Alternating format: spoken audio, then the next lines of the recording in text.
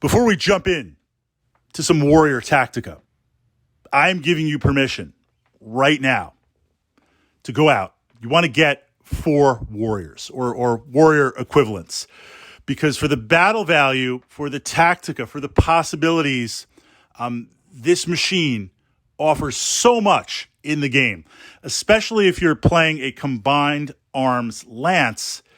For such a low battle value buy-in, they're fantastic. Now, I say 4 because we're going to sidebar for a moment. One of the things that I'm looking to do, we've got a player personality. We all do. What do you like to play? What do you like to do in Battletech?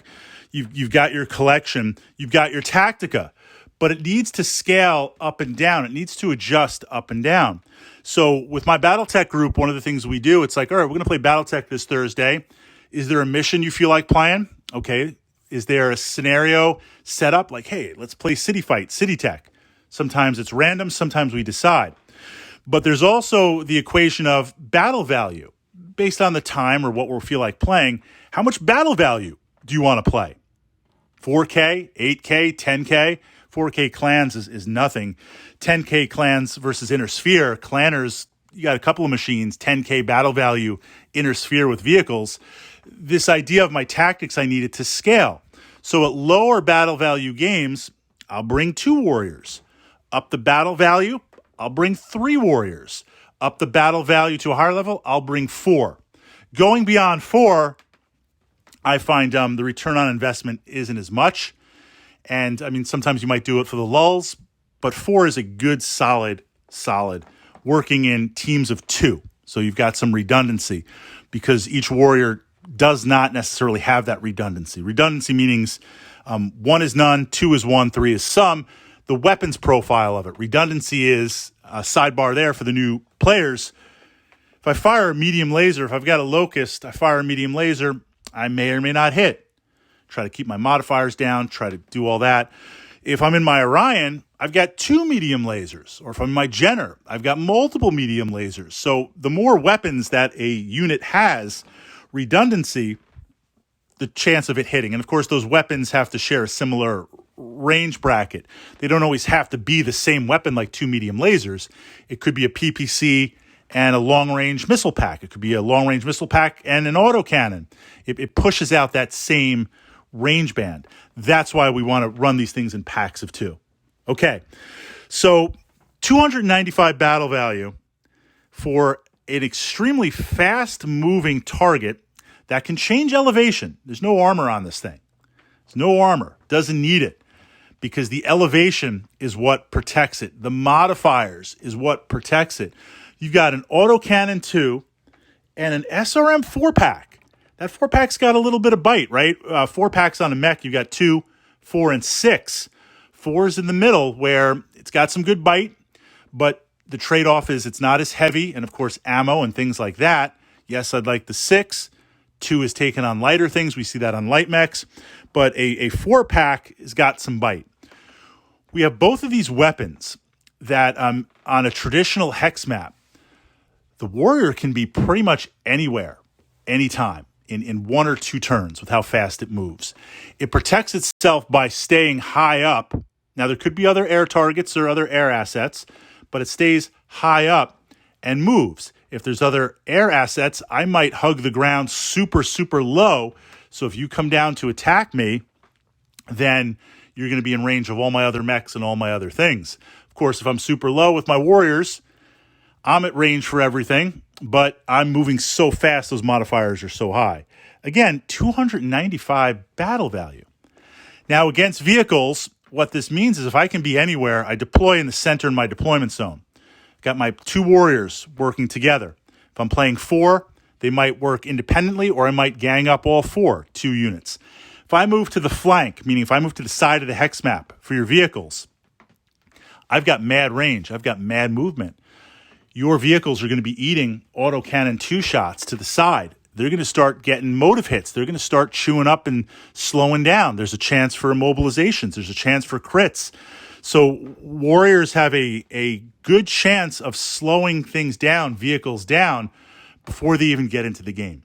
My greatest achievement, I have to be really careful who I bring this up with, because just every time I bring it up, they're like, yeah, I remember that, man. Was not happy about that.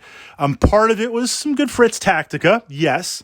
Part of it, honestly, was just right place, right time, right unit, and rolling hot on the dice. We were playing City Fight, City Tech, and 2 von Luckner battle tanks. These are heavy battle tanks. Were pushing into the city. We had 3 objectives that we had to secure, we had to hold, we had to loot.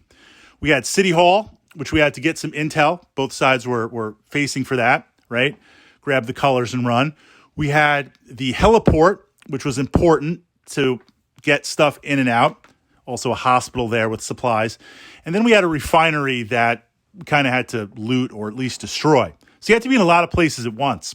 And these von Luckners were going to push in to the hospital area, the heliport.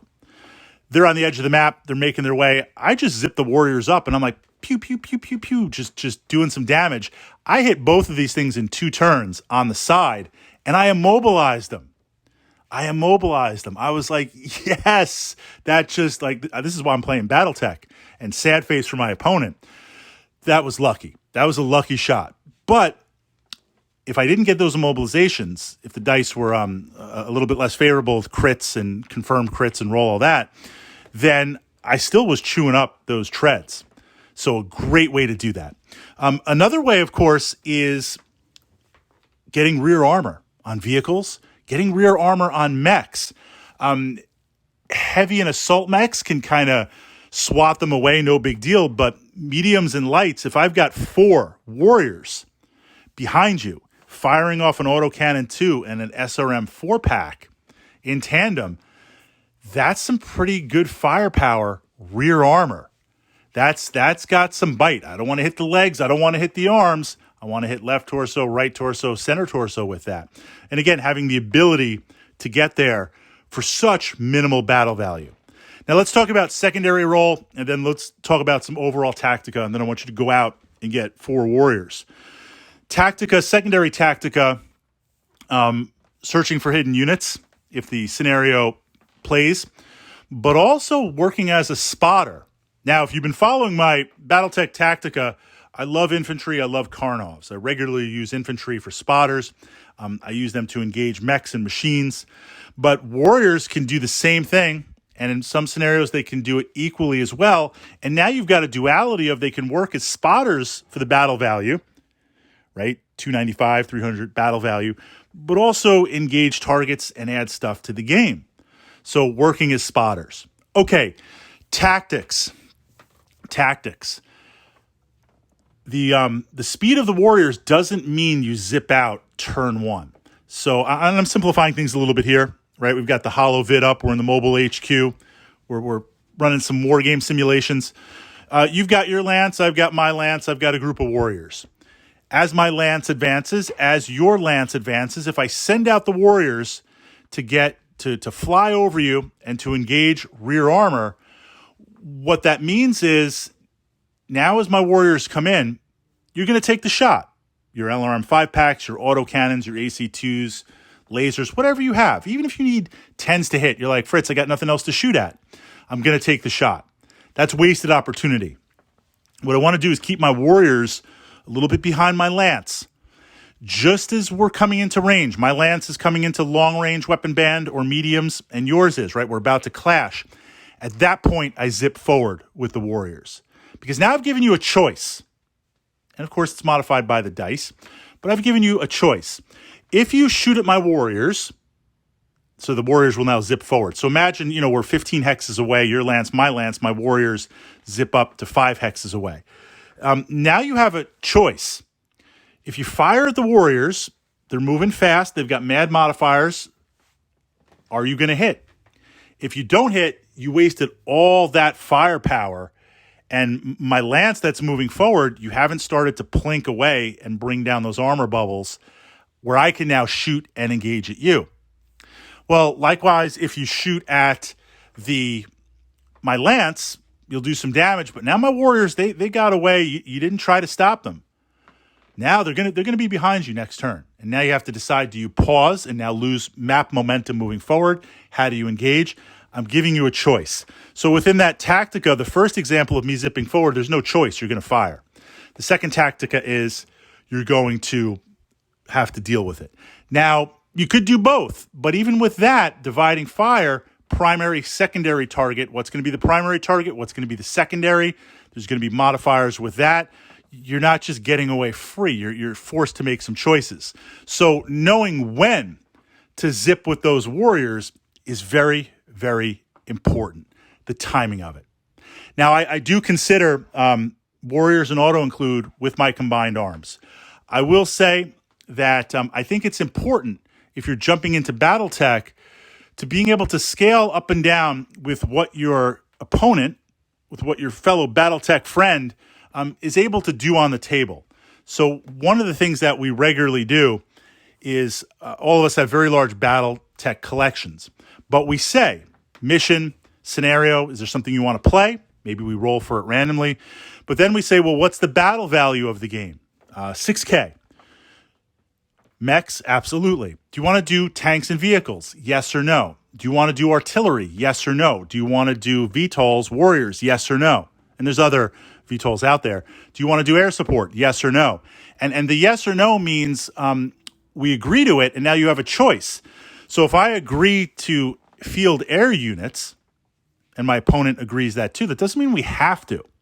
That doesn't mean we have to. What that means is we can bring them if we want. If we don't, I have to make other accommodations, maybe some partisan tanks, anti-air, or maybe I say, look, I'm just going to pile all the battle value into mechs and blast everything.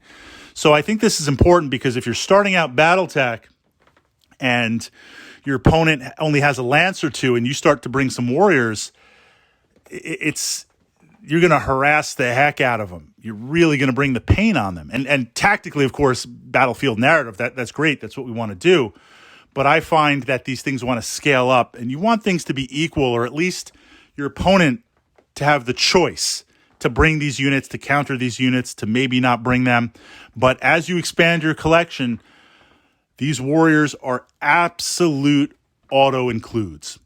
Now, of course, we can upgrade. This is what we're going to jump into in the next Tactica Vlog. Warriors are kind of the idea of low battle value. They've got some sting, they've got some bite, they've got great speed, armor non-existent, right? That's fine.